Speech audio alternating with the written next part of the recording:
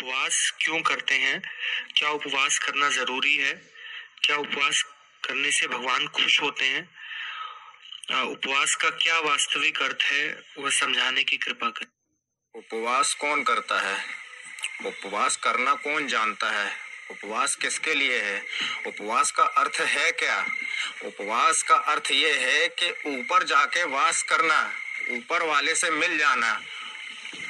जिसकी आराधना तुम कर रहे हो, जिसकी पूजा कर रहे हो, उसमें खो जाना, और इतना खो जाना कि ना भूख लग रही है, ना प्यास लग रही है, ना कहीं ध्यान जा रहा है, ना अपने घर बार में ध्यान जा रहा है, बस उसी में अपन अंतर्लीन है।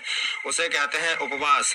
यहाँ पे ऐसा नहीं है कि 6 दिन पहले नवरात्रि चालू हो रही है तो सब पूरे मोहल्ले में, शहर में ढिंडोरा पीट दिया कि बैठकी से हमारा उपास है, 9 दिन तक उपास रहेगा। और फिर उपास में ये है कि अभी आपका उपास व्रत कुछ नहीं चल रहे हैं तो आपको किसी चीज का होश नहीं है, ठिकाना नहीं है। जिस दिन से उपास चालू हो जाएगा आपको अनाज के अलावा और कुछ दिखाई नहीं देगा, और फिर अनाज से ज्यादा तो फलाहार कर लेते हैं आप लोग उपास में।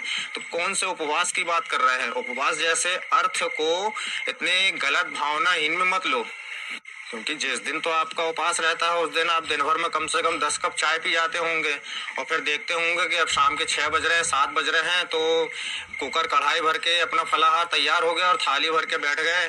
तो वो भी अपन शांति से नहीं कर रहे हैं, इधर उधर की बातें लेके, चर्चा लेके, बुराइयां लेके बैठे ही हैं और कह रहे हैं उपवास। उपवास का अर्थ ही होता है कि ऊपर बिल्कुल बस जाना, ऊपर जाकर ही वास करना। जो अपने सर के ऊपर सहस्त्र चक्र है उस पर बिल्कुल ध्यान लगा देना। आज गुरुवार का व्रत है, अगर साईं बाबा का उपास है तो साईं बाबा के लिए क्या कर लिया आपने? पूजा पाठ कर लिया, और बस आज हमें दिन भर खाना नहीं खाना है, शाम को एक टाइम तो फलाहार कर सकते हैं, नहीं तो बिना नमक के खा लो, नहीं तो एक टाइम खाना खा लो, बस हो गया उपास। तुम्हें लगता है कि साईं बाबा देख रहे हैं कि बच्चा एक टाइम हमारे लिए खाना नहीं खाया तो उसके लिए हमें ये करना है, उसको आगे परेशानी नहीं होना चाहिए, हमने एक बॉडीगार्ड पाल लिया। कुल मिला के ये है, कहानी खत्म। 5 गुरुवार हो गए हैं, हमारा सही है, हो गया।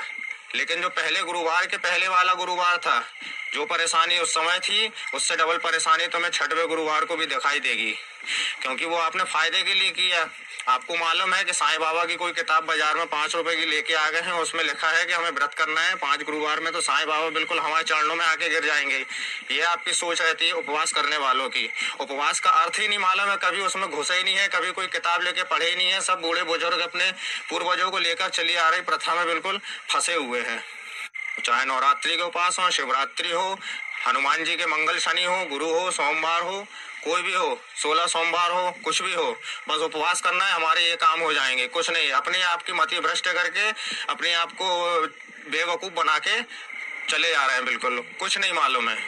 पहली बात तो यह है कि अगर आपने वेदांत पढ़ा होता तो आपको ये सब अर्थ जानने की जरूरत नहीं पड़ती, क्योंकि वेदांत में ही बताया गया है कि कोई भगवान नहीं है। वो एक ऐसा ग्रंथ है जिसमें कोई भगवान की, कोई मनुष्य की, कोई प्रकृति की कोई जानकारी नहीं है। उसमें सिर्फ चेतना का बताया गया है कि चेतना ही है जो हर इंसान के, हर जीव के अंदर रहती है, वही चेतना है। लेकिन वेदांत को छुपा दिया गया है, वेदांत को खोजने की जरूरत नहीं पड़ी आपको। कभी वेदांत खोजें, उसको पढ़ें, सर्च करें, ये सब चीजें, क्योंकि आपके दिमाग में और आप अपने भी बच्चों के दिमाग में सिर्फ अंधविश्वास के अलावा कुछ नहीं भर रहे हैं, बस उसी में बुद्धि भ्रष्ट हो जाती है। किसका घर सही हुआ है? सब अपने अपने घर की कुल देवियों को लेके चल रहे हैं। हर साल कुल देवी की पूजा होती है, बलि चढ़ाई जाती है अपने अपने पेट भरने के लिए। किसका भला हुआ है? क्योंकि बुद्धि भ्रष्ट है। परमात्मा को जान पाए हो? बाहर कहाँ? बाहर जब तक ढूंढते रहोगे तो मैं अंदर मिलेगा नहीं परमात्मा, दूर ही भगता जाएगा और तुम परेशान होते जाओगे। ऐसे ही तुम मरोगे, एक्सीडेंट में भी जाओगे, बीमारियों में फंसे रहोगे, कर्जों में फंसे रहोगे, परिवारों में फंसे रहोगे, बंधे रहोगे, कभी नहीं खोल पाओगे। पार्वती नाम की एक औरत थी, उसने व्रत किया था, उपवास किया था। कम से कम 900 साल पुरानी बात बता रहा हूँ आपको। उसकी शादी नहीं हो रही थी, उसको एक आदमी पसंद था, लेकिन वो बिल्कुल ऐसा था कि शमशान में रहना, कहीं भी कुछ भी खाना, भूतों के साथ रहना, ये सब उसका पेशा ही था, उसका रहन सहन था, बिल्कुल भूतों जैसे रहना। और वो थी राजा महाराजाओं की बेटी थी, महलों में रहने वाली एक पार्वती नाम की औरत थी।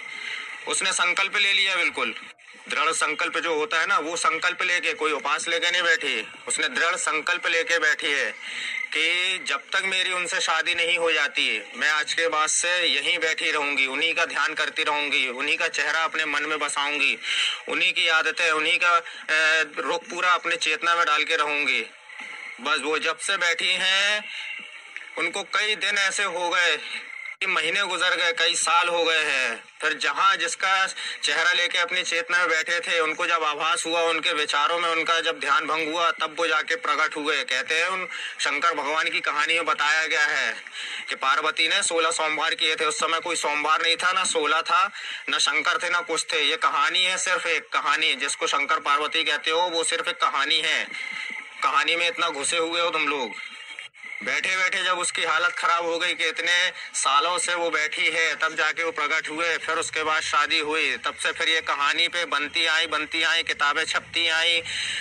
तो जैसी भी किताबें छपती आई कि भाई 16 सोमवार कर लो, तुम्हें शंकर जी जैसा वर मिल जाएगा, बहुत सारे शंकर जी की कॉपी निकल आएंगी, सब लोग एक एक घोंट लेना, शादी हो जाएगी, खुश, 16 सोमवार संपन्न।